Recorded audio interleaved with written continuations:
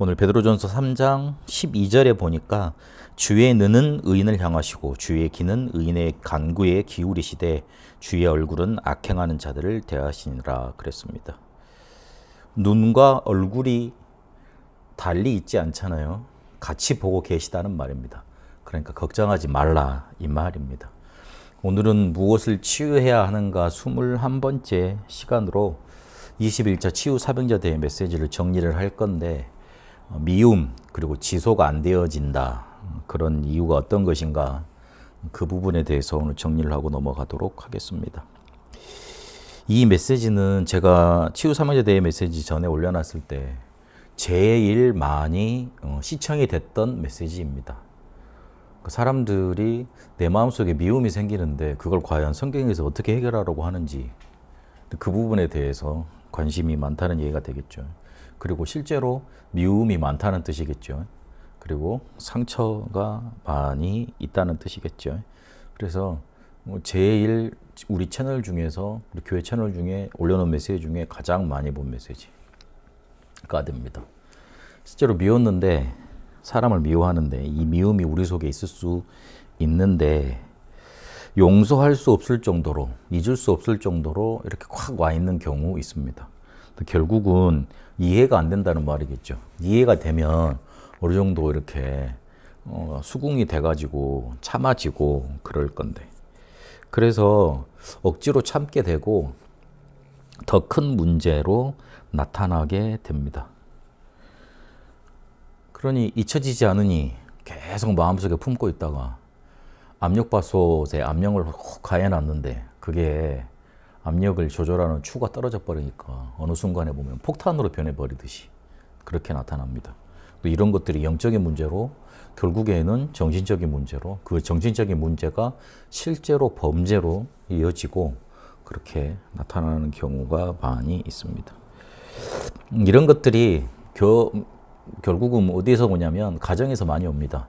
부모의 잘못으로 인해서 실수라든지, 한쪽이 실수했든지, 아니 문제를 가지고 있든지, 아니면 불화했든지, 아니면 배우자의 실수 같은 거, 배우자의 외도라든지, 아니면 경제적 무능이라든지, 아니면 중독 문제 이런 것들라든지, 그런 것들. 아니면 동료 같이, 이제 우리는 사람하고 이렇게 같이 일을 하고 그래야 될 거 아닙니까? 옆에 있는 사람들 속에 관계하다가 감정 부분에 상했다든지, 자존심을 건드린다든지, 이런 것들 다 있지 않습니까? 그래서 그런 분들이 이해가 되고 내가 힘이 있고 내가 건강하면 그게 넘어서질 건데, 결국은 그런 것들이 잊을 수 없는, 용서할 수 없는, 이해가 안 되는 뭔가로 우리 속에 나가오게 됩니다. 그거를 덮어놓고 있으니까 더 큰 문제가 되는 겁니다. 근데 결국 그게 뭐로 남냐면 상처로 남게 됩니다. 이 상처로 남아버리면 감정과 얽혀버리기 때문에 결국은 뭐만 안 자라냐면 영적인 상태만 안 자라게 되어 있습니다. 그 심리학, 상담 이론 중에 뭐가 있냐면 어른아이라는 이론이 있어요. 그래서 그 형태는 어른인데 속의 자아는 아직 상처받았던 그 당시 어린아이 시절인 거예요. 그러니까 겉에는 씩씩하고 이런데 안에는 부모의 뭔가 이렇게 폭력과 집안의 어떤 문제 속에 상처받았던 그런 것들로 이렇게 울고 있는 그런 아이가 안에서 자라고 있는 겁니다.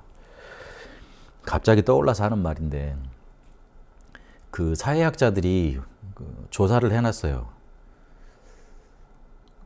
남자 중에 트랜스젠더 된 사람들 있잖아요. 그 사람들 어릴 때를 추적을 해봤더니만 어릴 때 남자 중에 큰 어른들 있죠. 동성 간에 성폭력을 당했던 사람들이 많대요. 그래서 그걸 당하고 난 다음에 자기가 혹시 여자가 아닌가 이 생각을 했대. 그때부터 들어온 거라고 그렇게 생각을 했던 사람들이 결국에 나중에 트랜스젠더가 되더라, 그렇게 많이 파악을 해놨더라고요. 근데 그거는 사람들한테 쉽게 얘기를 해놓지 않습니다.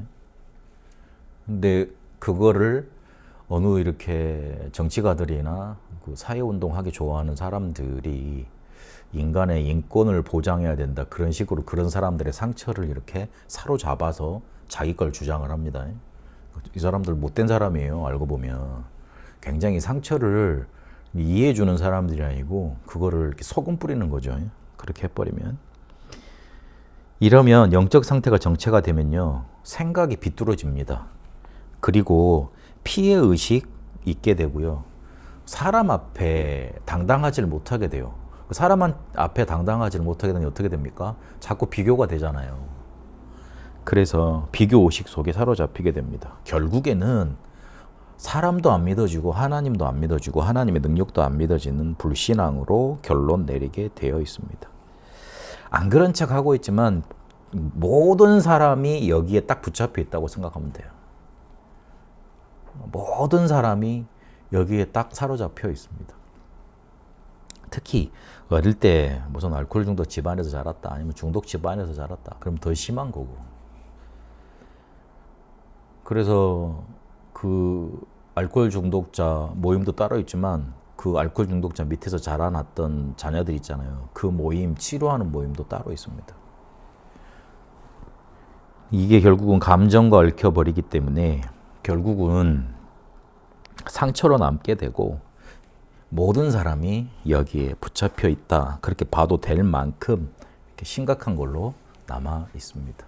그래서 이 부분을 알고 사역을 해야 되고 이 부분을 알고 사람을 도와줘야 되지. 나한테는 상처가 안 되는데 그 사람한테는 일생을 좌우할 만큼 강한 뭔가 상처로 남아 있을 수 있거든요. 그래서 그 부분을 알고 복음으로 도와주고 이해하고 그래야 됩니다. 저 사람 왜 저래? 그렇게 생각되는 사람이 있으면 특히 그 겉모습만 보지 말고 그 안에 감추어진 상처가 반드시 있습니다. 그래서 한 번 더 생각해 봐야 되고 그걸 기다려 줄 줄 알아야 됩니다. 그게 바로 복음으로 치유하고 사람을 살릴 수 있는 길이 됩니다. 이게 다른 걸로는 해결되지 않습니다. 해결할 길이 없습니다. 그래서 하나님이 우리에게 뭘 주셨냐면 복음을 주셨습니다. 완전 복음부터 돼야 됩니다. 그러니까 복음 이해하는 것으로는 해결되지 않습니다. 복음 체질돼야 되고 그리고 방법도 복음 방법 돼야 돼요. 복음을 말한다 그래서 그 사람이 완전 복음 아니에요. 그 사람 문제 당해보면 그 사람이 원래 상태로 빠르게 돌아가서 예전 것으로 판단하고 그런다. 그럼 그 사람 복음이라고 할 수 없어요.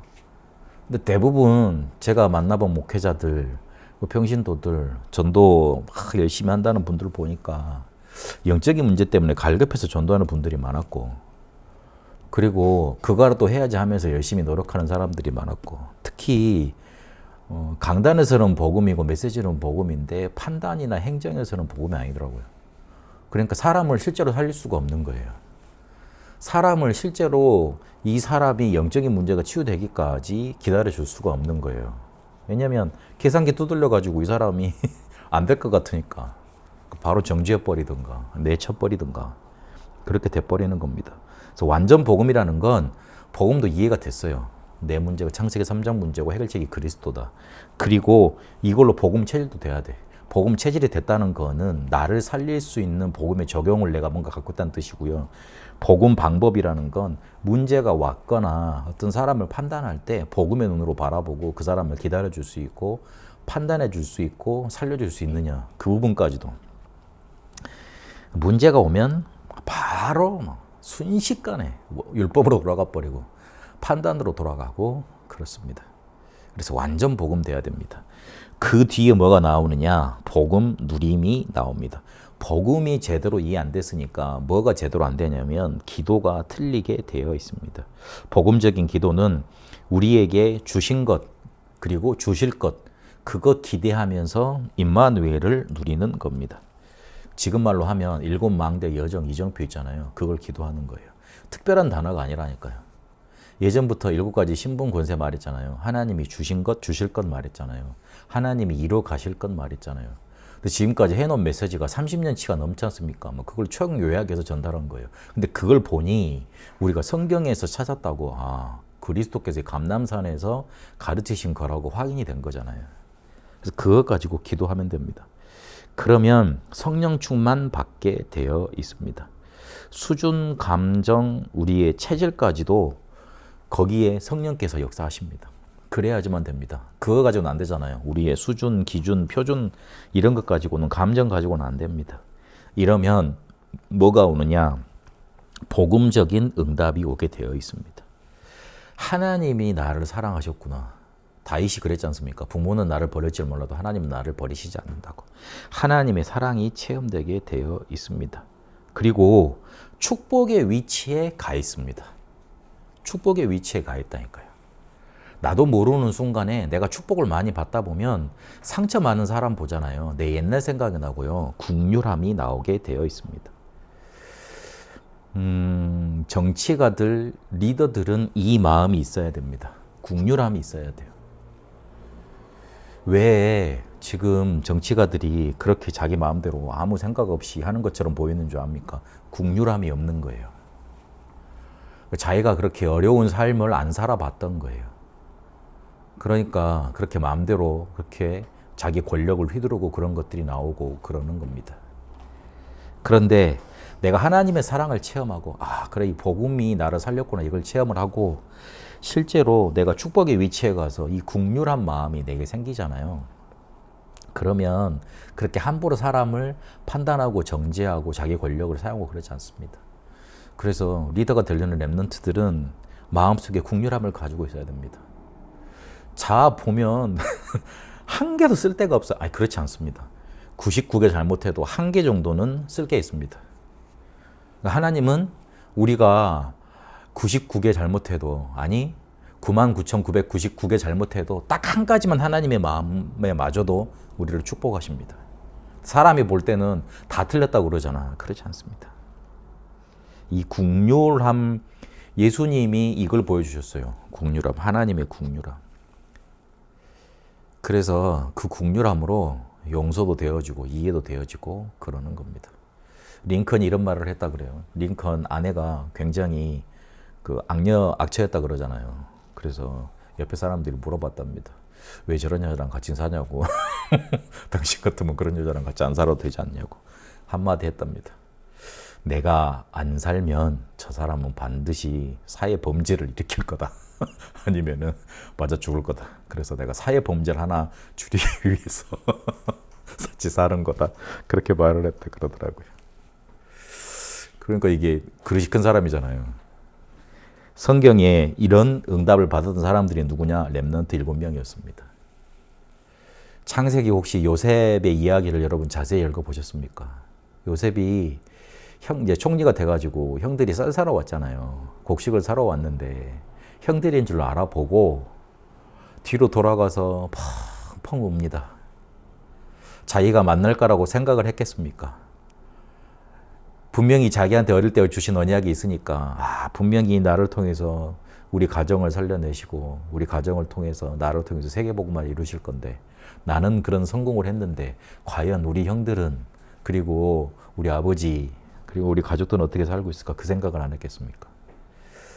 혹시나 이렇게 그들을 이렇게 벌하려고 시험을 해봤더니만 유다가 두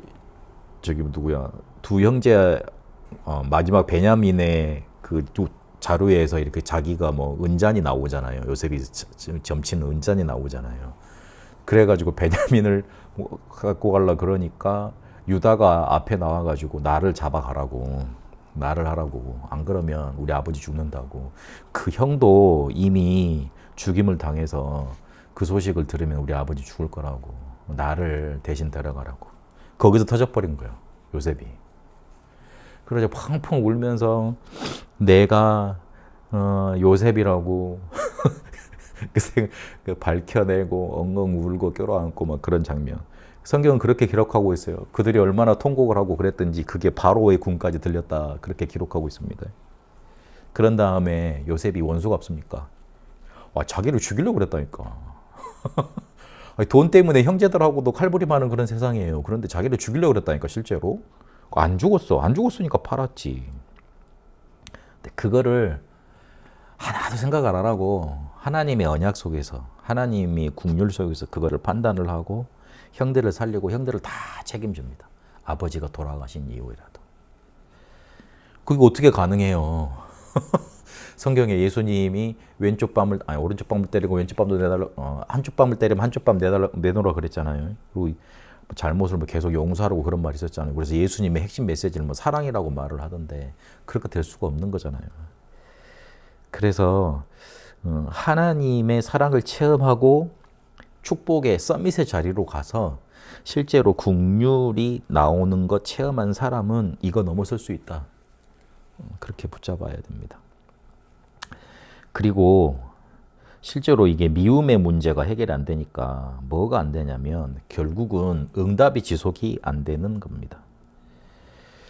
이 문제가 해결이 안 되면 어디까지 연결이 되냐면요. 우리의 성격과 체질까지도 이렇게 연결이 됩니다. 낙심을 쉽게 하는 약한 성격 있잖아요. 아니면 뭔가 만만하게 보고 숨은 교만 가지고 있는 그런 강한 성격을 가지고 있는 사람. 이런 것들이 결국 문제가 됩니다. 결국은 무너져요. 숨은 교만은 꺾이게 돼 있고요. 낙심은 결국 잡혀먹게 돼 있고. 그래서 여기에 걸리지 않도록 해야 됩니다. 그리고 이런 것들이 어디서 나오냐면 자기가 가지고 있는 체질에서 나옵니다. 본래 체질이 있거든요. 애굽 체질, 노예 체질, 광야 체질, 그리고 가나안 체질, 그리고 유대인 특유의 체질이 있었습니다. 그걸로는 세계복음을 못했던 거잖아요. 성공했던 사람들은 체질이 있는데 뭔가를 밀어붙이려는 체질이 있어요. 그리고 실패했던 사람들이 있는데 뭔가 자꾸 안 된다고 부신한 체질이 많아요. 뭐 탓하는 체질이 많아요. 그리고 교회에서 잘못 배운 것들도 있습니다. 율법주의, 신비주의, 인본주의. 잘 지켜야 돼. 능력을 받아야 돼. 아, 그거 필요 없구나. 하나님의 것은 하나님의 것대로 내 것대로 해야 되는 거구나. 그리고 세상에서 받은 그대로 적용하는 그런 것들이 다 체질이 돼가지고 낙심을 쉽게 한다든지, 그러니까 쉽게 포기한다든지, 아니면 뭔가 이렇게 아유 저것들 다 필요 없어 나 혼자 하면 돼. 그런 강한 성격이 돼버리든지 교만 성격이 되든지 그렇게 되게 됩니다. 이런 것들 나한테 있는 것만 깨달아도 치유받습니다. 근데 문제는 이거를 잘 모른다는 거예요. 나는 나를 잘 모를 수 있어요. 그래서 객관적으로 누구한테 물어보기도 하고 그래야 되는데 그걸 쉽게 또 받아들일 수가 있나, 이런 문제 속에 있는데, 하여튼 나를 바꿔야 됩니다. 계속 되는 사람이 있고 계속 안 되는 사람이 있어요. 아니면 더 크게 뭐 문제만 이렇게 일으키는 사람이 있거든요. 그게 어디서 오느냐, 내 숨어있는 성격과 체질에서 오는 거예요. 그러니까 뭔가 이렇게 잘못 배운 것들이 나를 딱 형성하고 있는 거죠. 그러니까 이런 것들이 나의 여정이 돼가지고 내 삶에 응답이 안 되고 지속이 안 되는 것들로 나타납니다. 안 되어지다 보니까 뭐가 쌓이냐면 불신앙이 쌓입니다. 그래서 염려가 안 버려집니다. 그리고 한계를 만나게 되고 자꾸만 하나님 앞에 서는 게 아니라 사람 앞에 서게 됩니다. 그래서 하나님이 우리한테 뭘 주셨냐면 생각, 믿음에 치유할 수 있는 복음을 주셨습니다. 제일 첫 번째로 뭘 붙잡아야 되냐면 하나님은 좋으신 하나님이에요. 나보다 나를 더 사랑하시고요. 나를 축복하기를 원하세요. 에레미야 29장 11절에도 보니까 저주 재앙이라고 생각했던 일마저 하나님은 그거를 축복으로 바꾸시겠다 약속을 하셨습니다. 그래서 성경에서 가장 중요한 언약인 10가지 발판이 있잖아요. 성삼위 하나님의 역사, 성경과 그리고 나는 성전이라는 거, 그리고 내 현장이 축복받은 선교지라는 거, 거기에서 일어나는 일 생사화복을 주관하시고 시한부 인생, 내세, 전도자의 삶까지 10가지 발판을 굳게 붙들고 흔들리지 않아야 됩니다. 그리고 성경에는 가장 중요한 그리스도라는 약속과 사도행전에 시작하게 하신 약속과 교회의 축복, 응답, 그리고 경제, 건강, 부흥까지 약속의 말씀들이 가득 차 있습니다. 그럼 그걸 붙잡아야 돼요. 다른 거 붙잡지 말고. 그걸 붙잡아야지 그게 내 것 되지. 다른 것 염려를 붙잡고 한계에서 넘어지려고 그러고 사람을 의지하면 결국 그게 내 언약 돼버립니다. 사람은 가지고 있는 언약대로 응답의 여정이 달라지지 않습니까? 그래서 하나님이 주신, 성경에서 주신 나를 축복하겠다고 하신 그 약속을 붙들어라. 그래야지 내가 실제로 바뀝니다. 내가 바뀌어야지 성격과 체질도 변화되게 되어 있습니다. 바뀌지 않을 망정 그것도 하나님께 쓰임을 받는 통로가 됩니다. 그래서 이거를 붙들라. 결론을 맺습니다. 우리가 이 상처의 문제, 자꾸만 미움이 쏟아쳐서 이 미움 속에 사로잡히는 문제가 해결이 되지 않으면 어느 순간 보면 영적인 문제 속에 빠져 있습니다. 그래서 이거를 축복의 발판으로 만들어야 됩니다.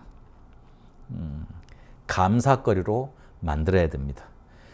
결단해야 됩니다. 이거를 내가 영적인 문제로 빠져서 고생을 할 거냐, 아니면 이걸 축복의 발판으로 만들 것이냐, 붙들어야 됩니다. 그리고 실제로 우리가 이 지속이 안 되는 이 문제 속에 한마디로 말을 하면 성령께서 역사하셔야지 이게 바뀌어지는 거 아니에요. 그러려면 뭘 갖고 있어야 되느냐, 내 입장에 딱 맞는 기도의 전문성을 갖고 있어야 됩니다. 우리 단어로, 요즘 단어로 삶집중, 딱 그거 붙잡고 있어야 됩니다. 그리고 300% 준비 자꾸 해나가야 돼요. 지금 늦지 않았어요. 계속 해나가면 돼요. 300% 전문성. 그래서 그 사역에 내가 하는 일에 전문성을 띄면 됩니다. 나는 잘 하는 게 없는데요. 아, 그렇습니다. 그러면 열심히 노는 거라도 전문성 있게 노세요. 노는 거라도. 요즘 노는 거 보면 얼마나 잘 놀든지, 뭐 블로그 짜가지고 나이 노는 거를 가지고 돈 버는 일도 너무 많더라고요. 여행 블로거들, 여행 유튜버들이 대표적인 사람들 아닙니까? 그래서 그렇게 사역의 전문성까지 띄어질 수 있도록 기도의 전문성을 붙잡아 300%로 누려가라. 우리가 정말로 복음을 붙잡고 복음을 체험하고 하나님의 사랑을 체험했으면 우리의 상처 용서되고 이해되고 그리고 뛰어넘을 수 있습니다. 다른 사람이 이해 안 되는 것보다 내가 이해 안 돼서 상처 속에 머물리는 사람들이 많아요. 결국 상처의 근본을 따지고 보면 다른 사람보다 그거를 이길 수 없었던 나의 연약함, 나의 무능함 속에 좌절하고 있는 경우가 많아요. 그런데 그럴 수밖에 없었잖아요. 당하고 살 수밖에 없었잖아요. 우리가 창세기 3장 속에 저주 재앙받고 살 수밖에 없었잖아요. 그래서 우리에게 그리스도를 주셨잖아요. 그래서 하나님의 사랑을 붙잡고 체험하고 그거를 뛰어넘을 수 있는 발판으로 삼는 하나님의 사랑을 체험을 하시라. 그래서 축복의 발판으로 만드시라. 그래서 이게 내 삶의 여정과 모든 것을 바꿀 만큼 그런 기도의 전문성을 누려가게 되시길 바랍니다. 살아계신 하나님 감사합니다. 우리에게 숨겨져 있던 우리도 알지 못했던 이런 상처들이 영적인 문제를 가져오고 지속 안 되는 문제까지 가져오는데 뛰어넘을 수밖에 없는 하나님의 사랑과 복음의 국률함을 누리고 체험하게 하시니 감사드립니다. 하나님 우리에게 주신 이 복음 누리다가 내가 살아나고 내 주변을 살리고 세계복음화까지 이루어지는 응답 누리게 하옵소서. 이제는 우리 주 예수 그리스도의 은혜와 하나님의 살아계심과 성령님의 역사 인도하심이 국률함의 축복을 누리며 하나님의 사랑을 체험하며 참으로 축복의 발판 만들어갈 우리 다 함께 모든 성도들과 특히 우리 렘넌트들과 베트남에 이제와 영원토록 항상 함께 계실지어다. 아멘.